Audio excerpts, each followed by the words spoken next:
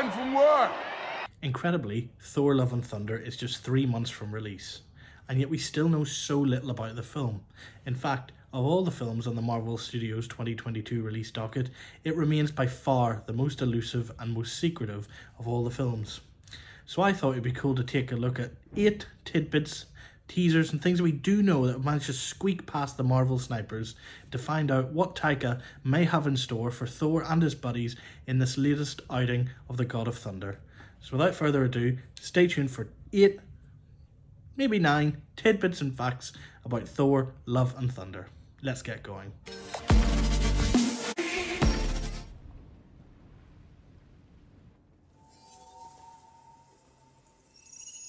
What's that?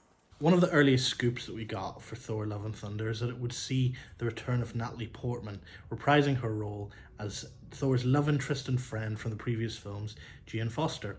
Hot off Portman's return in Avengers Endgame, this would seemingly confirm that Thor Love and Thunder is at least partially going to adapt the comic storyline, which saw Jane Foster contract a cancer illness following her adventures with Thor and struggle with that diagnosis alongside the appearance of newly found powers and the moniker The Mighty Thor.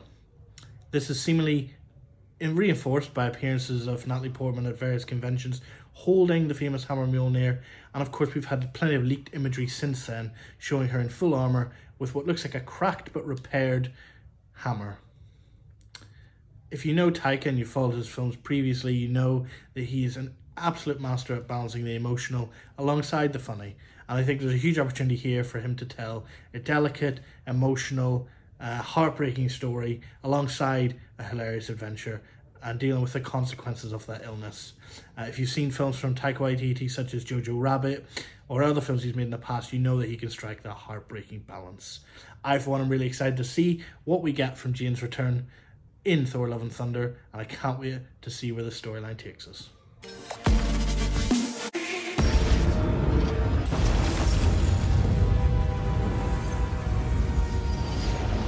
You can't have a brand new Marvel hero without a new villain for them to face off against. Well, early on we learned that Christian Bale would be joining the cast of Thor Love and Thunder as the terrifying and villainous Gorr the God Butcher. In the comics, Gorr is a deadly alien creature which swears vengeance on the Marvel gods after they fail to intervene to save his own family, and goes on a murderous spree across the Marvel Universe to eliminate them one by one. A ghostly, wispy character, Gorr wields the Necro Sword, the All Black, said to contain the first living symbiote. It's also the sword which was used to decapitate Nowhere, as we've come to know its severed head in the MCU. But I personally would expect a much simpler explanation and origin for the character in this film. Whatever his origins, leaked set imagery has shown that Christian Bale has clearly foregone a CGI look in favour of practical makeup and costuming, which gives him a wispy, ethereal, terrifying look which would give Voldemort a run for his money. And with our own God of Thunder in the firing line in Thor Love and Thunder, we can be sure that it's going to be a terrifying and dramatic battle.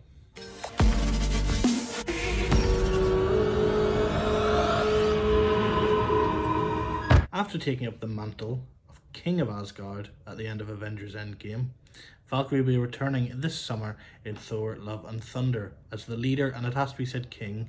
There's no doubt about that she is the king of the newly Earth-based Asgard. I can also reveal that she's going to be busy otherwise with duties on Earth, as she's joined the Earth's mightiest heroes, the Avengers, as one of their Earth-based protectors, filling that gap as Thor has been out gallivanting around the galaxy, and she's become quite a staple member.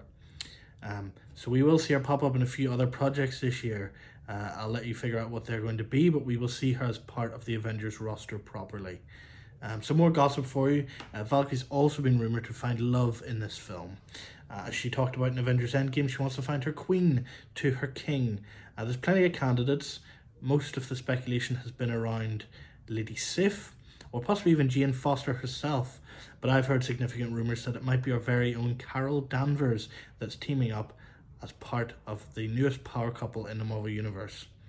Marvel's very keen to push Carol Danvers into a slightly more overtly LGBT direction after Brie Larson added her own sort of slightly LGBT spin in her own Captain Marvel outing, and it was very positively received by fans. Marvel's also very keen to move into more representation generally. We've seen this sort of moving for Phastos in Eternals, and we also know that America Chavez will be openly LGBT when she makes her debut in Doctor Strange and the Multiverse of Madness. So we're starting to move in this direction, and if my sources are right, I've heard that it's Captain Marvel and Carol Danvers who may be the newest Queen of Asgard. So it remains to be seen just to what degree they'll develop that in this film. But whatever it is, we are going to see plenty more of King Valkyrie in the next few months. Well, here we are. As Guardians of the Galaxy back together again. You'll probably remember that the climax of Avengers Endgame saw Thor jetting off into space with the Guardians of the Galaxy and coining that term as Guardians of the Galaxy that we've all come to love. We also got a glimpse of Thor and Chris Pratt's rivalry and friendship as the two bicker over the controls of the spaceship. Well, I can reveal that this rivalry and friendship is going to continue well into Thor Love and Thunder, as all of the Guardians are due to make an appearance in the movie. It shouldn't be just a cameo either, as some of them are due to play a really significant role in the film's plot, especially Rocket, Groot and Star-Lord, who contribute meaningfully to the film's plot and also join in with some of the very exciting battles that we're due to see throughout Love and Thunder. We also see a new look for Thor as he dons a very Eric Masterson style look at the start of the film, borrowing a spare Ravager's jacket and showing off that he's very much back to physical peak. But leaked merchandise also shows a new look for Star-Lord himself, with a more masculine beard, slicked back, sort of wild, longer hair, which all evokes the God of Thunder, Thor, as well. So I'm guessing we're about to see some more jokes about rivalry and copying of looks and who's fitter and who's more masculine. This is a follow-up to Ragnarok after all, so expect jokes about Bowflexes, maybe that workout montage that we're all waiting for, and jokes about who's got the best beard. That being said, I'm really excited to see more from the Guardians of the Galaxy and the Guardians of the Galaxy themselves. It should tide us over really nicely to their holiday special at the end of the year.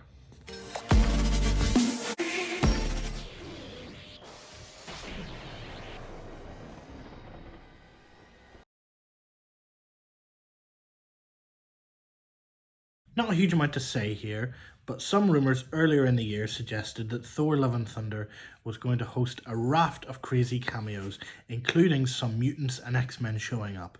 The most popular rumour was that we would see fellow thunder-bearing Storm make an appearance in the film. Well, I'm sorry to be the bearer of bad news, but that's just not going to happen. It's clear that Marvel's taking their time with the introduction of the X-Men this time round, and who could blame them? So they're going to do it when the time is right, and I'm afraid that the right time is not Thor Love and Thunder. Other rumoured cameos included the Thor Corps, which are a group of multiversal, multi-dimensional Thor, as well as Thor from different timelines, as well as Loki, Sylvie, the TVA, and everything in between. Look, this film is already packed. We've got the Guardians, we've got Valkyrie, Korg, Meek, Thor, as well as the introduction of Gore the God Butcher, and of course Jane Foster as the mighty Thor.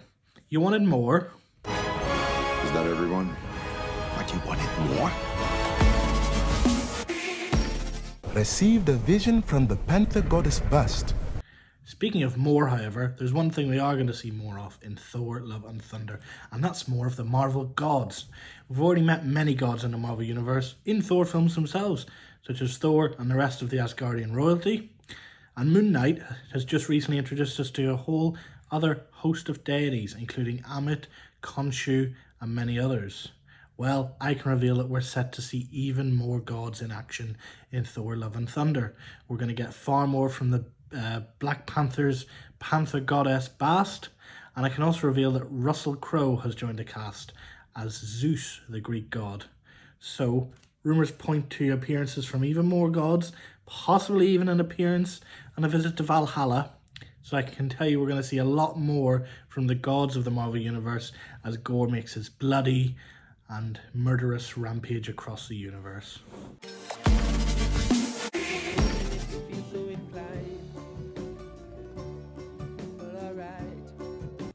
After being completely destroyed by Surtur at the end of Thor Ragnarok, the Asgardians find themselves homeless and adrift in space before being attacked once again at the start of Infinity War by Thanos. These Asgardian refugees were decimated and reduced to just a few dozen. They eventually found solace and sought sanctuary in Norway on Earth, the location where Odin gave up his life in Thor Ragnarok, and where the scattered broken pieces of Mjolnir rest on the cliff edge. We saw that obviously in Avengers Endgame, that they've started to make a home there. Well, I can reveal that in Thor Love and Thunder, we're going to pick this up a bit more and explore how they've kind of settled in on Earth and the type of home that they've made. And essentially, they've made the most of this location by turning New Asgard into basically a really big tourist attraction on Earth. So we've got everything. They've got a sports team called the New Asgard Hammers. They've got New Asgard tours on a magical Viking boat called the Goat Boat. We've got merchandise. They've got plenty of other attractions. And they've erected basically a shrine, kind of a museum around the scattered pieces of Mjolnir on the cliff, which I guess they couldn't move the pieces, obviously. So this is the next best thing to kind of play memorial to Odin and to Mjolnir. Korg and Meek are involved in some fun new roles. Meek's got a brand new outfit, which is hilarious. And there's plenty of other surprises in there that I don't want to spoil, but some very, very funny things done with New Asgard in this film. And again, don't want to spoil any big surprises, but New Asgard's theatre group seems to be continuing their practice of making fun of disasters, and there's some very funny scenes in there. So if you enjoyed the play from Thor Ragnarok, I can promise you that you're going to like what you see in this film as well. You're in for a treat. You're about to take the full force of the storm. Lastly, we're in for some major costume upgrades for Thor Love and Thunder. So of course, as Jane Foster starts to become the mighty Thor and takes on that moniker, she's going to get a huge Asgardian upgrade with epic new armor and a helmet adorned with traditional Asgardian designs. So that will go along with Mjolnir as it's reformed and her newfound powers. But we also get a really cool upgrade for Thor in this incredible gold and blue costume that looks like it was ripped straight from the comics and is exactly the kind of tacky and wacky vibe that Taika is known for. He also is getting this helmet which would make Hawkman blush. But he's not the only one. We're getting costume upgrades for most of the cast, with new armor for Valkyrie, new stuff for Korg and Meek, and what looks like a really cool techie armor upgrade for Peter Quill's Star-Lord, which looks like it matches with Thor with some gold and blue accents. And so I have to wonder where these upgrades are coming from. Now, I have not been able to confirm this rumour, but there were rumours earlier in the year that Peter Dinklage's Eitri would be returning in this film. Of course, Eitri was the one who formed Mjolnir and Stormbreaker, as well as the Infinity Gauntlet for Thanos. So he could be the perfect person to provide some epic Uru upgrades to the team for the fight against Gore the God Butcher. We'll have to remain to be seen where they get these upgrades from, but look out for some cool new drip when Thor and Love and Thunder lands in cinemas. So that was a quick run through 8 teasery tidbits for Thor Love and Thunder. Hopefully it's given you an idea of some of the things you can expect to see in the latest outing for Thor and the gang. But truthfully, I couldn't really spoil much more for the film if I wanted to. This is one of the tightest lockdown films from Marvel this year, so you don't really know what else to expect from the film. But we know it'll be a hilarious, funny and heartwarming adventure from Taika Waititi. Tune in to Thor Love and Thunder in cinemas in early July, and stay tuned to the end bit on all the links below for more discussions, leaks, rumours, spoilers and much, much more for the last word in pop culture. Thank you very much. See you next time.